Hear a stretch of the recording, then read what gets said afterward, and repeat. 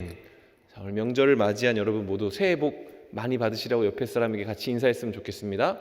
새해 복 많이 받으십시오. 네. 네.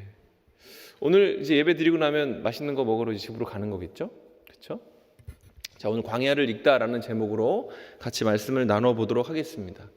이번 주 설교 준비를 위해서 서점에 갔다가 서점 앞에 항상 들어가면 자기계발 서적이 앞에 놓여져 있잖아요. 그것을 한참 봤습니다. 근데 그 책들을 뒤적이다 보니까 그 책에서 묘사하고 있는 삶이라는 것이 마치 산을 올라가는 것과 같다라는 생각이 문득 들었습니다. 왜냐하면 책에 기록된 내용들을 보니까 어떻게 하면 삶의 유리한 고지를 점령할 수 있는지, 어떻게 하면 보다 빠르게 그 정상에 올라설 수 있는지에 대한 내용들을 공통적으로 담고 있었기 때문에 그랬습니다. 그 책을 한참 보다가 항상처럼 이제 얼마 후에는 자리를 옮겨서 신앙서적 쪽으로 넘어왔는데 거기서 광야를 읽다라는 제목을 가진 책을 발견했어요.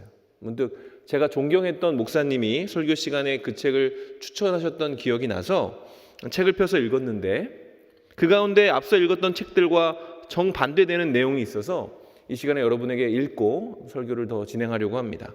그 내용은 이렇습니다. 성경은 정상의 자리에 오르는 법을 가르쳐주지 않는다. 그보다는 어떻게 광야의 길을 무사히 걸어갈 수 있는지, 어떻게 하나님의 약속의 땅 가나안에 들어갈 수 있는지를 이야기한다. 성경에서 말하는 성공은 인생의 정상의 자리에 올라가는 것이 아니라 광야를 무사히 완주하는 것이며 가나안에 들어가는 것이다. 방금 낭독해드린 글에는 앞서 언급했던 자기계발 서적들과는 좀 다른 삶의 이해가 녹아져 있습니다. 저자는 인생을 등반이 아니라 여정이라고 묘사하면서 그렇기 때문에 인생의 성공은 완등이 아니라 완주에 있다라고 이야기하고 있어요. 자, 여러분은 어떤 묘사가 더 마음에 와 닿으십니까? 여러분의 삶 가운데 적용하기 편하다고 느끼십니까? 삶의 성공은 높은 고지에 오르는 완등에 있을까요? 아니면 목적지에 무사히 도착하는 완주에 있는 것일까요? 이 이해의 차이에 따라서 우리가 성경에 접근하는 방식 또한, 그 열정 또한 달라질 수 있습니다. 사실 대다수의 사람들은 이 성경을 믿지 않는 사람이라고 할지라도 이 안에 지혜가 담겨 있다는 사실을 그 자체를 부인하지는 않습니다. 반면 성경이 말하는 진리가 실제적 삶과 동떨어져 있다고 생각하는 사람들은 생각보다 꽤 많이 있죠. 그래서 성경에 좋은 이야기가 들어있다라는 것은 인정하면서도 말씀대로 살면 성공하기는 어렵고 삶 가운데 손해보기 좋다라고 사람들은 이야기를 하는 것이죠. 자, 그러면 이 말이 맞는 말인가? 만일 우리의 삶이 등반, 높은 곳에 올라가고 유리한 고지를 차지하는 것으로 이해되고 있다면 여러분, 그들의 말은 틀린 말이 아닙니다. 정말 우리가 높은 곳에 가고자 한다면 성경에 있는 지식으로는 좀 부족할 수 있어요. 아니, 오히려 더 손해보는 삶을 살 수도 있습니다. 사실 성경에는 높이 오르는 방법이 담겨 있지가 않습니다. 성경 전체를 아우르는 내용은, 그 복음은 무슨 내용입니까? 내려옴에 대한 이야기예요. 올라감에 대한 이야기가 아니라 내려감에 대한 이야기죠. 그 대표적인 예가 바로 우리가 복음이라고 칭하는 예수 그리스도의 이야기입니다. 평생 예수님을 묵상하며 살았던 바울은 그분의 삶을 이렇게 요약했습니다. 빌립보서 2장 6절로부터 8절의 말씀이죠. 그는 근본 하나님의 본체시나 하나님과 동등됨을 취할 것으로 여기지 아니하시고 오히려 자기를 비워 종의 형체를 가지사 사람들과 같이 되셨고 사람의 모양으로 나타나사 자기를 낮추시고 죽기까지 복종하셨으니 곧 십자가에 죽으심이라. 여러분, 예수님의 삶은 낮아짐으로 시작해서 더 낮아짐으로 완성된 삶입니다. 우리가 생각하는 방향과 반대의 삶이죠. 그런데 성경은 이 역순의 삶을 성도에게 소개하는 것으로도 모자라서 그 본을 따르라고 당신의 사람들에게 이야기하고 있어요. 이런 맥락에서 세상이 말하고 있는 성공과 성경이 말씀하고 있는 성공은 그 자체가 다르다라고 우리는 정의할 수 있습니다. 때문에 삶의 성공을 보다 높은 봉우리 위에 올라 세상을 굽어보는 것이라 생각하는 사람에게 성경은 큰 도움이 되지 않을 수도 있습니다. 오히려 성경에 있는 지혜가 좀 막연하고 위험한 책으로까지 여겨질 수 있어요. 그러나 관점이 바뀐 사람, 예수님을 구주로 믿고 그분을 만난 사람에게는, 그러니까 인생의 목표가 높은 봉우리 위에 올라가는 것이 아니라 이 광야와 같은 인생을 가로질러서 하나님 곁으로 도착하는 것에 있다고 믿는 사람에게는 여러분, 성경은 진정한 지혜이고 진리가 될 수 있는 것입니다. 여러분, 산을 오르는 것과 광야를 걷는 것은 방향은 물론이고 또 다른 면에서도 많이 다릅니다. 우선 산을 오르는 것은 일단은 봉우리가 보인다라는 특징이 있어요. 목표가 보이는 거죠. 아무리 힘들게 허덕거리다가도 눈을 들면 우리의 목표점이 보입니다. 그리고 중간중간 사람들이 세워놓은 표지판을 보면 얼만큼 왔고 얼만큼 가면 되는지를 대략 가늠할 수가 있는 거예요. 근데 여러분, 광야는 그렇지가 않습니다. 광야는 목표가 보이지가 않아요. 가도 계속 멀어지는 지평선이 이어질 뿐입니다. 그런가 하면 산으로 올라가는 길은 대개 루트가 어느 정도 정해져 있지만 광야에는 정해진 루트가 딱히 없습니다. 그렇잖아요. 등산로는 1코스, 2코스, 3코스가 있고 그 코스마다 사람들이 만들어 놓은 유리한 길들, 쉼터들이 존재합니다. 그런데 광야는 그런 것이 없어요. 왜 그럴까요? 광야 자체가 너무나 변화무쌍하기 때문에 그렇습니다. 그렇다 보니 산을 잃어버릴 확률보다 광야에서 길을 잃어버릴 확률이 훨씬 높다고 해요. 그리고 산보다 광야를 걸을 때 진정한 가이드, 좋은 가이드가 꼭 필요하다라고 사람들이 이야기한다고 합니다. 여러분, 그렇다면 과연 무엇이 우리의 삶과 많이 닮아 있을까요? 우리의 삶은 묵상하면 묵상할수록 광야를 횡단하는 것과 같은 생각이 들어요. 적어도 성도의 삶은 그런 것 같습니다. 여러분, 성도의 최종 목표가 뭐죠? 우리의 최종적인 목표가 뭡니까? 천국 가는 것이죠. 하나님의 곁으로 돌아가는 것입니다. 그 여정은 각 사람마다 다르게 흘러갈 것이고 그 여정 가운데 우리는 자주 막막함과 막연함을 경험하게 될 거예요. 그래서 우리에게는 광야를 걷는 방법을 배울 필요가 있습니다.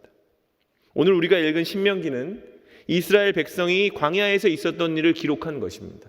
이런 맥락에서 볼 때 이스라엘 백성이 경험했던 광야의 여정은 단순히 그들의 역사를 기록해 놓은 것이 아니라 앞으로 하나님을 따라갈 그 성도들의 삶에 일어나는 일들과 그 사건들 가운데 하나님이 어떻게 당신의 사람들을 지켜내시고 인도하실지에 대한 이야기라고 우리 신명기를 볼 수가 있는 거예요. 자, 오늘 우리가 읽은 신명기는 간단하게 한 문장으로 요약하면 기억하라, 이렇게 요약을 할 수 있습니다. 모세와 이스라엘은 약 40년 동안 광야의 여정을 마치고 지금 모압 평지라는 곳에 머물러 있었어요. 그때 하나님은 모세에게 다른 이야기가 아니라 광야에서 있었던 이야기, 이스라엘의 역사를 이스라엘 백성에게 일일이 들려주라고 말씀을 하셨고, 모세는 그 명령에 순종해서 광야에서 있었던 일을 백성들에게 이야기를 해준 겁니다. 그런데 이 모세의 메시지를 가만히 살펴보면 그 이야기에 이스라엘의 실패의 역사가 가득해요. 왜 하나님은 곧 새 출발을 하게 될 백성들에게 잊어버려도 좋을 것 같은 그 실패의 역사, 어떻게 보면 부끄럽고 초라해지게 만드는 그 실패의 역사들을 일일이 기억하라고, 말해주라고 모세에게 명령하신 것일까요? 결론부터 말씀을 드리면 바로 이 실패의 역사가 그들을 부끄럽게 할지는 모르지만 그 실패의 역사는 하나님이 이스라엘을 얼마나 사랑하시고 아끼시는지를 증명하는 이야기가 될 것이기 때문에 그랬습니다. 여러분, 사실 광야의 역사는 이스라엘에게 봐서는 흑역사가 맞습니다. 광야에서 이스라엘은 한 번도 늠름하거나 당당하게 서 있었던 적이 별로 없어요. 이스라엘은 시련이 닥치면요, 어김없이 하나님을 원망했습니다. 애굽으로 돌아가겠다고 땡깡을 부리고 심지어 하나님을 저주하기도 했어요. 그리고 그들 가운데 조금만 위협이 오잖아요. 그 길을 걸어감에 있어 누가 조금만 위협을 하면 한 발자국도 딛지 못하고 그냥 그 자리에 털썩 주저앉고 앉아버리고는 했습니다. 그런데 문제는 희한한 건 뭐냐면 이러한 성향을 가진 백성들, 이렇게 부족하고 초라한 백성이 그 험난한 광야를 완주했다라는 거죠. 바로 그러니까 이스라엘의 역사는 일반적인 관점으로 볼 때 기적이라고 불러도 무리가 없는 그런 역사라는 겁니다. 그리고 이 기적을 일으킨 분이 바로 하나님이시라는 거예요. 하나님께서 이스라엘의 미련함과 부족함에도 불구하고 그들을 오롯이 인내하시면서 함께 하셨기 때문에 그들이 비로소 지금 가나안을 굽어볼 수 있는 모압 평지에 다다르게 된 겁니다.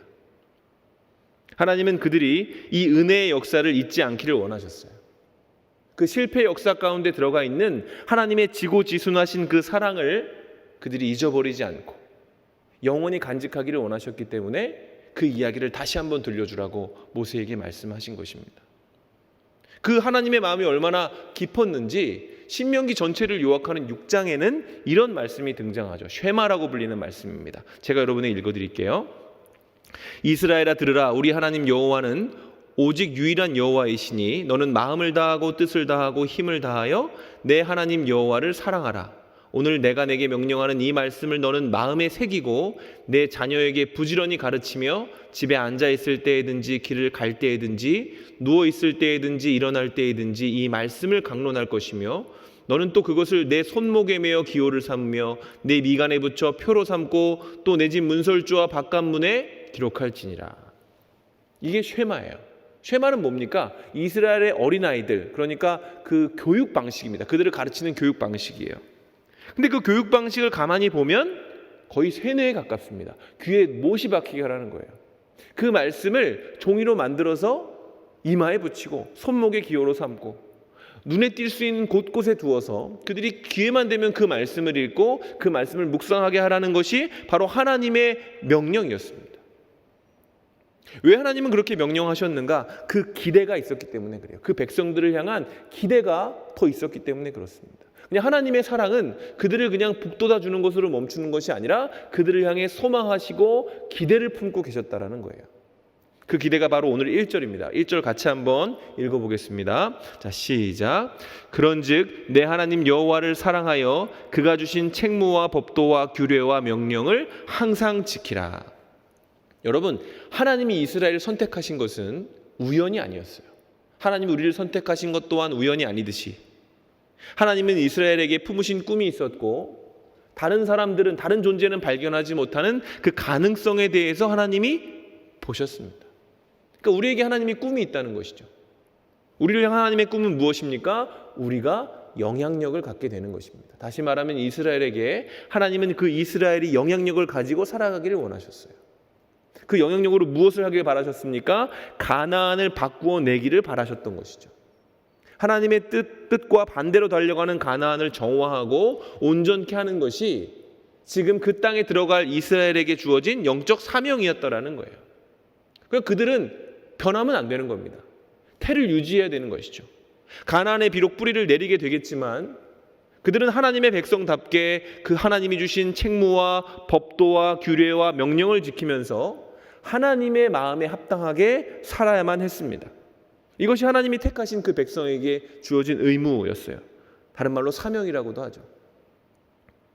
여러분 가만히 생각하면 우리도 이 사명이란 말 많이 듣지 않습니까? 의무. 성도가 사명이나 의무라는 말을 어려워하면 어려워할수록 여러분 그들은 힘을 잃게 되어져 있어요. 맛을 잃은 소금이 되는 겁니다. 그러니까 신자에게 걸맞는 삶의 형태가 분명히 있다라는 거예요.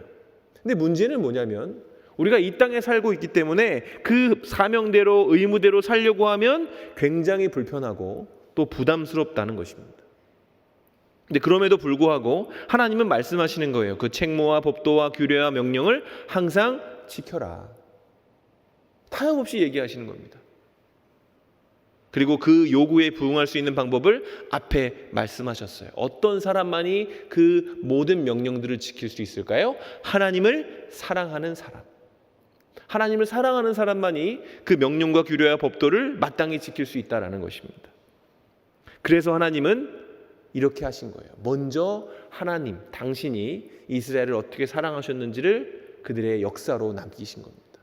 그리고 끊임없이 그것을 묵상하고 읽으라고 명령하신 거예요. 하나님이 그들의 역사 가운데 어떻게 존재하셨는지, 그들의 실패와 미련함과 무능함에 대해 하나님이 어떻게 반응하셨는지를 구구절절 말씀하심으로 말미암아 그들을 향한 하나님의 사랑을 확증하셨다라는 거예요. 그 내용을 한번 보면 그렇습니다. 3절부터 7절의 내용이 그거죠. 그들이 어떻게 출애굽했습니까? 그들은 노예였고 모든 온 세상의 백성들이 노예로만 알고 있던, 그냥 소모품으로 생각하고 있던 그런 아무 의미 없는 백성이었어요.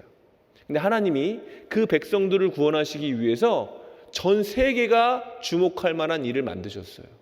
10가지 재앙을 내리셨고 당대 최고의 강대국이라고 하는 애굽을 자신의 손으로 무너뜨리시면서까지 그 백성을 구원하셨어요. 또 홍해의 사건이 있죠. 그들은 모든 것이 막힌 상황을 맞이하게 됩니다. 하나님이 그들을 구원하셨음에도 불구하고 그들의 길이 앞에 막혀 있는 것을 발견하고 절망했어요. 많은 사람들이 이야기를 했죠. 내가 괜히 왔다. 내가 괜히 하나님을 믿어가지고 여기까지 와서 여기서 죽게 되는구나. 근데 하나님이 어떻게 하십니까? 그 길이 보이지 않는 곳에 홍해를 갈라주심으로 그들이 바다를 건너서 그 길을 넘어오게 됩니다. 또 광야에서 인도는 어떻죠? 일일이 언급할 수 없을 만큼 수많은 위협과 수많은 도전들이 이스라엘 백성 가운데 있었습니다. 일단 광야는 먹을 것이 없잖아요.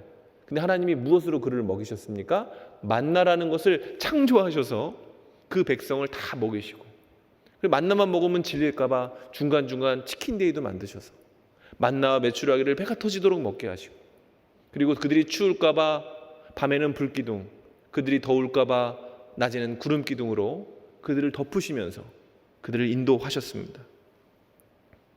하나님이 이스라엘 백성에게 이야기해 주시는 내용들이 바로 이런 거예요. 그리고 모든 이런 이야기들에는 특징이 있죠. 그 특징이 무엇입니까? 이 모든 것이 일반적으로 일어날 수 없는 일, 다시 말해 기적이라는 겁니다. 이 일들은 상식적으로 세상 가운데 일어날 수 없는 일이죠. 다시 말하면 하나님이 아니시면 도저히 만들어내실 수 없는 일입니다. 여기서 우리는 하나님이 우리에게 어떤 존재로 기억되기를 원하시는지를 알 수 있어요. 여러분, 하나님은 우리에게 어떤 존재로 기억되기를 원하실까요? 기적으로 기억되기를 원하십니다. 그냥 예측 가능하고 상식적이고 일반적인 존재가 아니라 당연히 그러신 분이지만, 당연히 아름답고 온전한 성품을 가지신 분이지만, 하나님은 우리에게 욕심이 있으시기 때문에 어떤 것으로 기억되기 원하시냐면 기적으로 기억되기를 원하신다는 거예요. 그렇게 하심으로 우리가 하나님을 보다 더 크고 위대한 분, 어떤 상황에서도 당신의 백성을 챙기고 구원하실 수 있는 분임을 드러내고 싶어 하셨던 것이죠. 우리를 위해 뭐든지 할 수 있고 또 해내시는 분이 하나님이라는 얘기입니다. 여러분, 이 시대를 살아가는 우리의 모습은 광야 가운데 있는 이스라엘과 아주 많이 닮아 있어요. 여러분, 우리의 삶 또한 실패와 미련함과 무능함이 가득합니다. 뭐 그렇지 않다고 부인할 수도 있지만 사실 하나님 보시기에 우리의 삶은 그 정도 수준을 많이 넘어갈 수는 없을 거예요. 그러나 하나님은 우리에게도 같은 역사를 가르쳐 주심으로 반복적으로 이렇게 말씀하고 계신 거예요. 내가 이스라엘을 보호했던 것처럼 너희 또한 보호할 것이다. 내가 너희를 이렇게까지 사랑한다.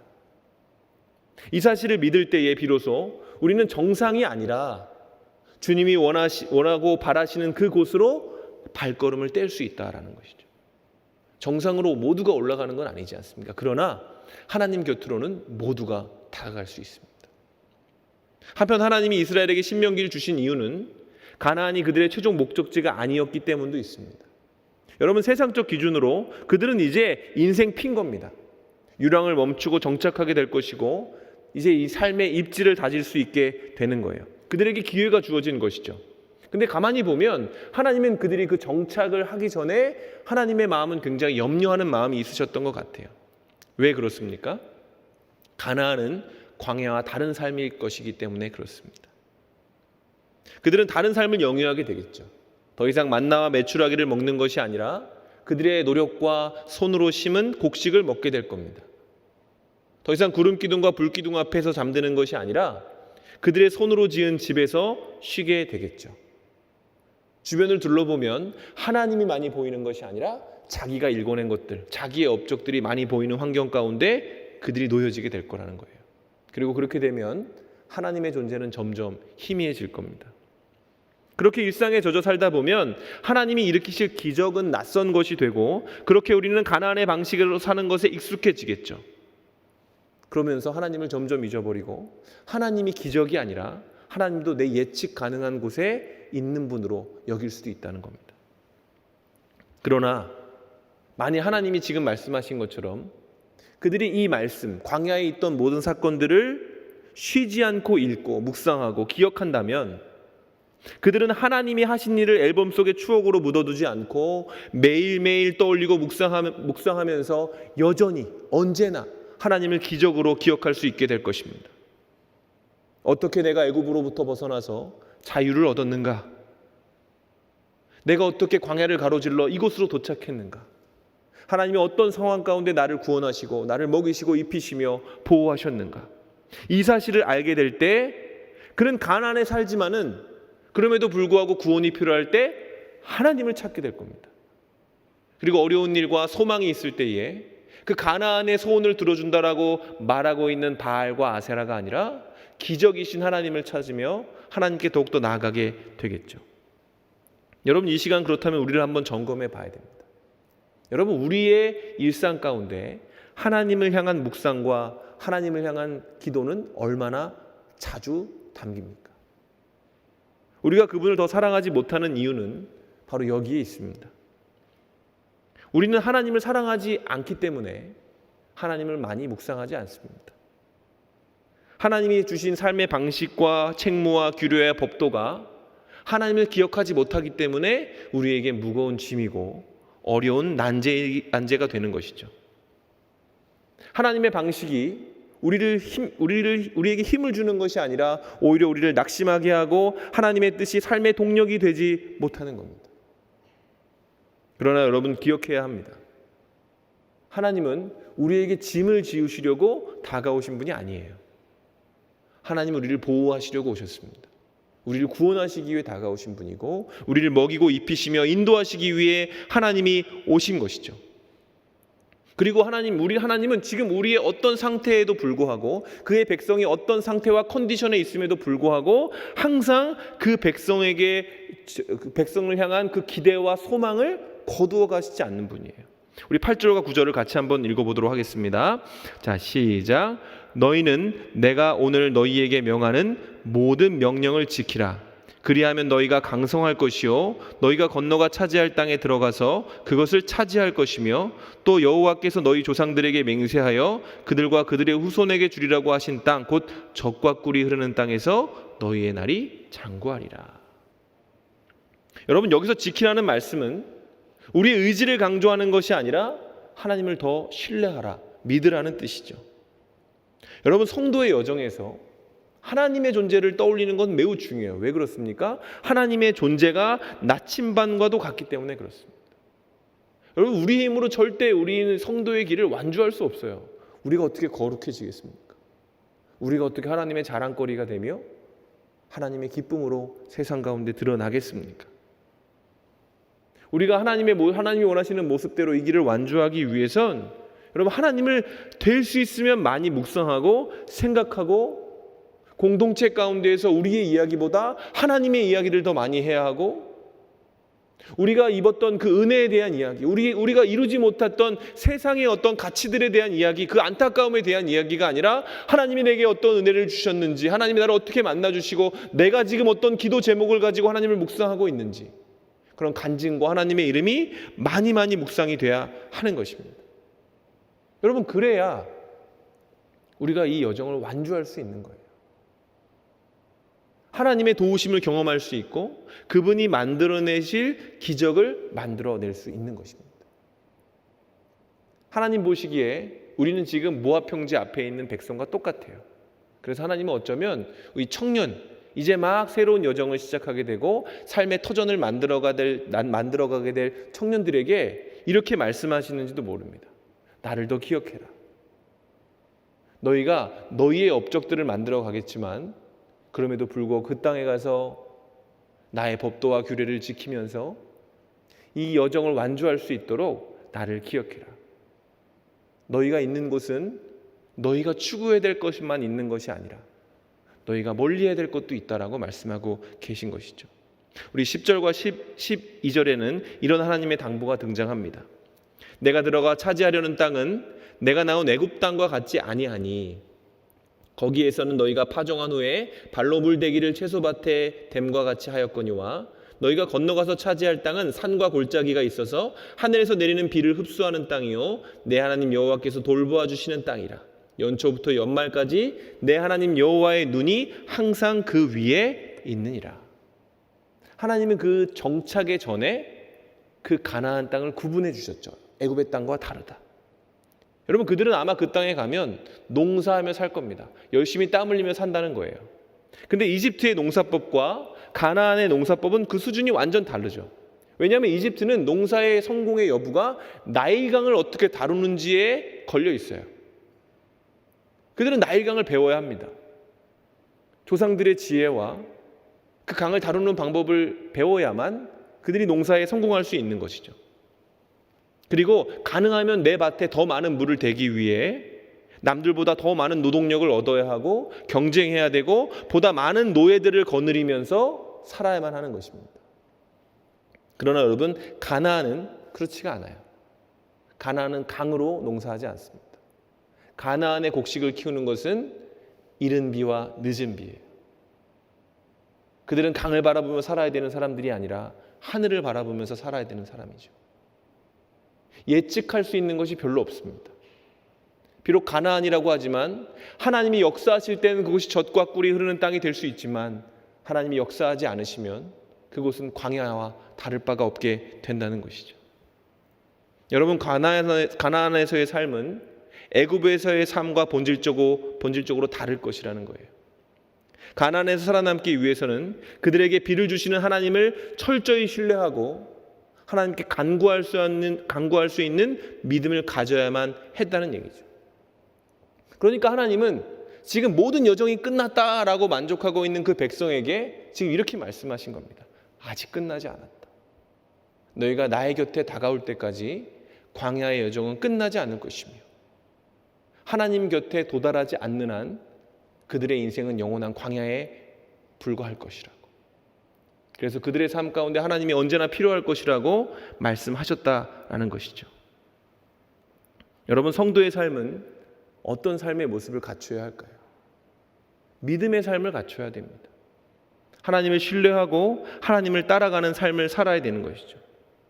그 일을 위해서 여러분, 우리는 배워야 할 것이 있습니다. 그 배워야 될 게 뭔지 아십니까? 하나님에 대해서 배워야 돼요. 더 정확히 말하면 그가 우리를 어떻게 사랑하셨는지, 그가 우리의 위기의 순간 가운데 어떻게 이끄시고 어떻게 인도하셨는지를 배워야 됩니다.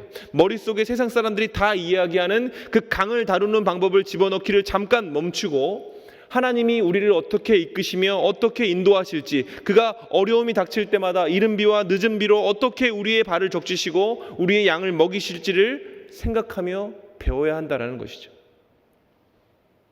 여러분, 오늘 우리는 어떻게 살아가고 있나요? 청년의 때에 배워야 될 게 참 많잖아요. 제가 자기계발서적 1시간 동안 읽어보니까 좋은 얘기가 참 많더라고요. 근데 문제는 제가 그 이야기에 별로 합당하지가 않았다는 겁니다. 여러분, 우리는 애굽의 방식을 배우기 위해서 서성이는 사람들이 아닙니다. 애굽의 방식이 아니라 우리는 하나님의 방식을 배우기 위해 지금 이 자리에 있는 것이죠. 그리고 우리는 그 사실을 정말로 신뢰하며 살아가기 위해 믿어야 합니다. 무엇을 믿어야 합니까? 하나님이 이스라엘 백성에게 하셨던 일이 내 삶 가운데 일어날 일이라는 사실을 믿어야 됩니다. 기회가 있으면 광야를 봐야 됩니다. 기회가 있을 때마다 광야를 읽어야 합니다. 그 광야를 읽고 그 역사가 내 역사가 될 것이라는 것을 신뢰하며 기도하고 하나님께 간절히 구할 때, 여러분, 우리가 살아내야 될 인생은 내 실력과 능력을 추구하는 세상의 삶이 아니라 하나님의 은혜와 긍휼을 간구하는 은혜의 삶이 될 것입니다. 성도의 삶이 될 것입니다. 그리고 그렇게 살아가고자 할 때 여러분은 이 각박한 세상에서 우리를 완주하게 하실 분이 오직 한 분, 하나님이시라는 것을 인정하게 될 것이고, 그래서 언제나 어디에서나 하나님의 은혜를 묵상하고 그가 하신 일을 자랑하며 그분의 기쁨이 되는 삶을 살게 될 것입니다. 오늘 저와 여러분이 그런 하나님을 소유하게 되는 진정한 복을 얻게 되시기를 주님의 이름으로 축원합니다.